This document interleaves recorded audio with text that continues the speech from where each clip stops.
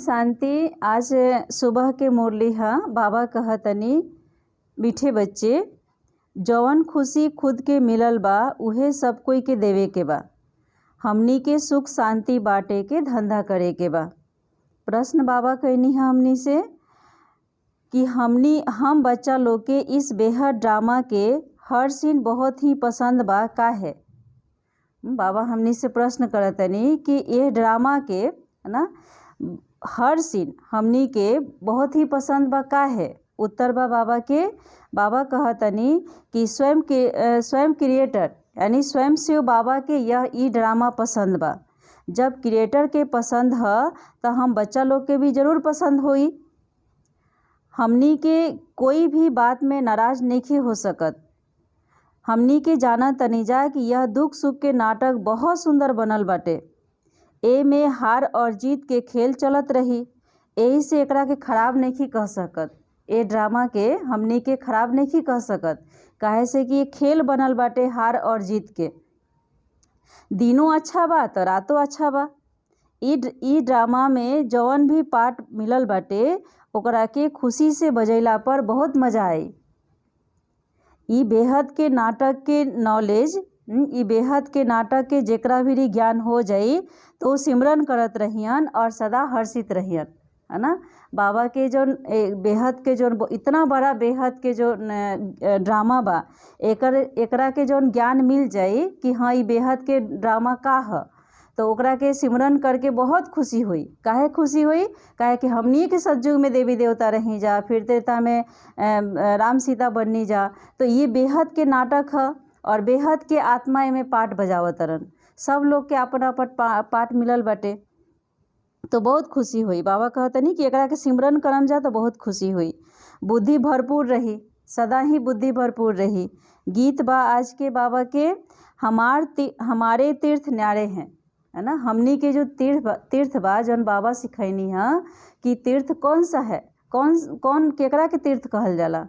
तो लौकिक में तो जिस्मानी तीर्थ करीला जाइला जा, शरीर से थक जाइला जाते जाते। वही में कोई के तबीयत खराब हो जाला, कोई के कुछ हो जाला। और एजवा तो हमनी के बैठे बैठे तीर्थ करीला जा, यही से हमनी के तीर्थ जौन बा न्यारा बा। अच्छा, ओम शांति। बाबा कहतनी कि वास्तव में स्कूल में कोई गीत ना गायल जाला, कोनो स्कूल में गीत तो ना गायल जाला, इहो पाठशाला है। फिर भी बाबा कहतनी कि फिर भी यह गीत यहाँ पर गायल जाला। काहे गायल जाला गीत?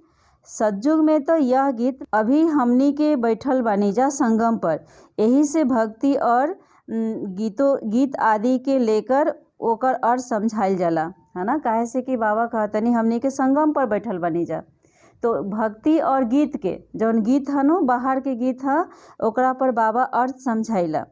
मनुष्य के अर्थ समझाइला।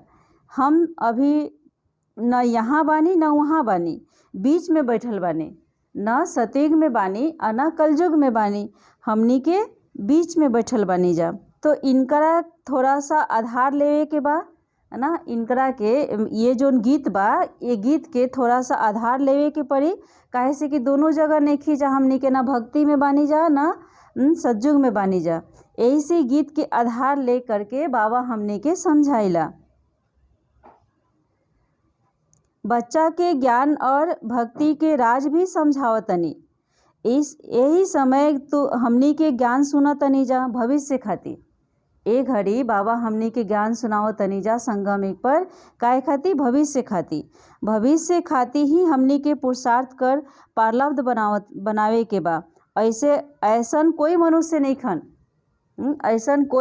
नहीं खन कि यहाँ काम करिहन और भविष्य में ओकर रिजल्ट मिली, ओकर पारलब्ध मिली।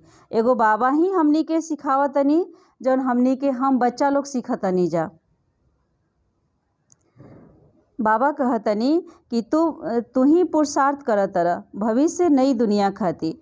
मनुष्य दान पुण्य आदि करेलन दूसरा जन्म खाती, और ऊ है भक्ति और यह ज्ञान। कोई कह भक्ति और ज्ञान और वैराग्य, कोई कहेला कि भक्ति ज्ञान और वैराग। सन्यासी तो हद के वैरागी हवन, काहे से कि वो घर गृहस्थ के छोड़ के चल जालन, ऐसे हद के बैरागी हवन। बाबा कहतनी कि बाबा के ज्ञान जौन बा कितना वंडरफुल बा। ई सब बात में रमन करे के चाही। बाबा कहतनी कि ई सब बात रमन करे के बा। गृहस्थ व्यवहार में रह के 2-3 घंटा निकाल के वह नाटक देख के आइला। वो कोई से पूछल जाला कि नाटक हम देखे जाई कि ना देखे जाई, बुद्धि में बैठ जाला। जैसे ही नाटक देखे जाइला वो हद के नाटक, तो बुद्धि में क्या होला, बैठ जाला। वैसे बाबा कहतनी कि इहो एक नाटक है। यह काहे भूल जाता, जब वो नाटक जब देख के आइला तो याद रहेला, तो ये नाटक काहे भूल जाला।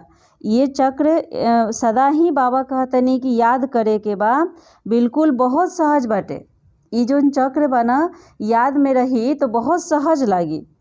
एकरा के कोई नहीं जानत, एकरा के ये नाटक के कोई नहीं जानत। तो हम बुद्धि से हमनी के जानत तनी जा, और फिर दिव्य दृष्टि से भी देखी ला जा। बाबा के ज्ञान से हमनी के बुद्धि से देखी ला जा और दृष्टि से भी देखी ला। आगे चल के बहुत सारा बाबा हमनी के सीन सिनरिया दिखाएं। अच्छा, मीठे मीठे सिकिलधे बच्चों प्रति माता पिता बाप दादा का याद प्यार और गुड मॉर्निंग। रूहानी बाप की रूहानी बच्चों को नमस्ते। रूहानी बच्चों की रूहानी बाप दादा को याद प्यार और गुड मॉर्निंग। नमस्ते नमस्ते नमस्ते। धारण करे खातिर बाबा मुख्य सार में 2 पॉइंट दिहिला। जना के पहिलका पॉइंट है बाप समान महादानी बने के बा। सब कोई के सुख शांति के वर्षा देवे के बा। जैसे बाबा हमनी के सुख शांति के वर्षा देवतनी जा, वैसे हमनियों के सब कोई के सुख शांति के वर्षा देवे के बा। ज्ञान के धारण करके ओकरा के पागुर करे के बा, उगारे के बा। जैसे कि गाय पगुड़ी करे ले ना, वैसे ही गाय के तरह हमनियों के ज्ञान के धारण करके पगुड़ी करे के बा। बाबा का दूसरा के पॉइंट है बाबा के बेहद नाटक के देख के सदा हर्षित रहे के बा। प्रभु के लीला यानी भगवान के लीला और यह ड्रामा कितना विचित्र बा, एकरा के सिमरन करके मज़े में रहे के बा। वरदान बा बाबा के पुरुषार्थ के साथ योग के प्रयोग के विधि द्वारा वृत्ति के विचार के परिवर्तन करे वाला सदा विजयी भव। बाबा एकरा के विस्तार में समझावतनी। पुरुषार्थ धरनी बनाता है, यानी पुरुषार्थ एक धरती, जैसे कि धरती में हल चलाइला जा ना, तो हल चलाइला पर का होला, सॉफ्ट हो जाला धरती, मुलायम हो जाला माटी। यही से पुरुषार्थ जब हमनी के करतनी जा तो एकरा से धरती बनता। वो जरूरी है, लेकिन पुरुषार्थ के साथ साथ योग के प्रयोग से सब कोई के वृत्ति परिवर्तन करके सफलता समीप दिखाई दी है ना। बाबा कहतनी कि पुरुषार्थ के साथ साथ योग के प्रयोग करे के बा। योग के प्रयोग से सब कोई के विचार बुद्धि परिवर्तन करके सफलता समीप दिखाई दी है। जब सब लोगों के विचार परिवर्तन हो जाए तो सफलता समीप दिखाई दी है। दृढ़ निश्चय और योग के प्रयोग द्वारा कोई की भी बुद्धि के परिवर्तन कर सकेला, है ना। बाबा कहतनी कि दृढ़ निश्चय होई, और दृढ़ निश्चय के साथ यदि हम योग के प्रयोग करतनी तो कोई के भी बुद्धि बदल जाई। जाना बुद्धि बदले के मतलब कि कोई के भी विचार जौन मन में नेगेटिविटी चलताटे, गलत विचार चलता, वो सब बदल जाई।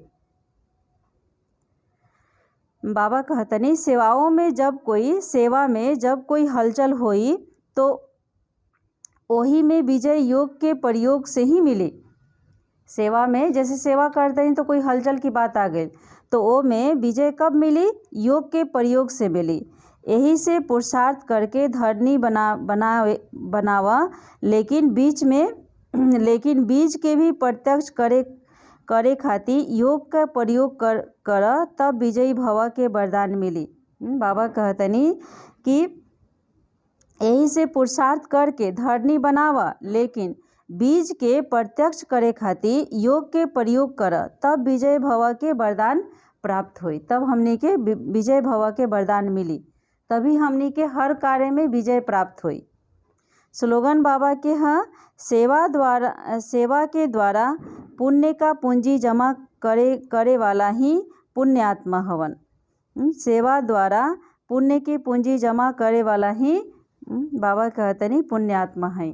ओम शांति। आज के विचार है, दो गो व्यक्ति में से एगो अगर झगड़ा ना करे तो झगड़ा होबे ना करी, हो ही नहीं सकत। दो गो व्यक्ति में से एगो यदि झगड़ा ना करस तो झगड़ा होबे ना करी। ओम शांति। आज की